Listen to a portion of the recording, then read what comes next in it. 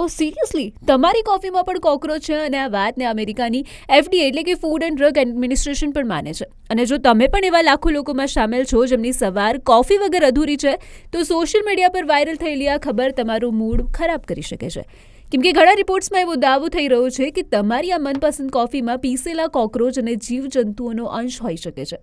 તો આજે આ જ દાવાની પાછળનું સત્ય શું છે તે જણાવી દો, અને FDA આ વિશે શું કહે છે તે પણ. તો નિષ્ણાતો અને આંતરરાષ્ટ્રીય રિપોર્ટ્સ મુજબ આ વાત સંપૂર્ણપણે મનગળત નથી.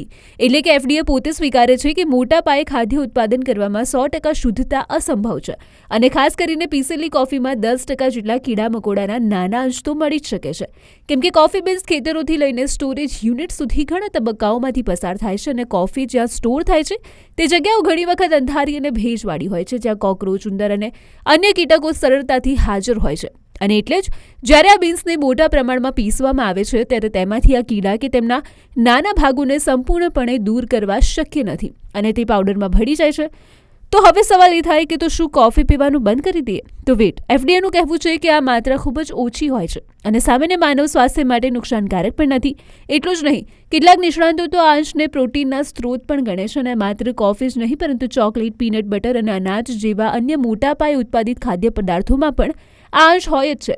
તો બધું તો તમે બંધ નથી કરવાના. તો સારું એ છે કે તમે બજારમાંથી ફ્રેશ કોફી બીન્સ લઈને તેને ધ્યાનથી સાફ કરો અને પોતે જ પીસીને તમારી કોફીને તૈયાર કરો. બાકી નિષ્ણાતોનો અભિપ્રાય છે કે આ અંશ તમારી સેહતને કોઈ નુકસાન તો નહીં પહોંચાડે. તો થોડી હિંમત કરીને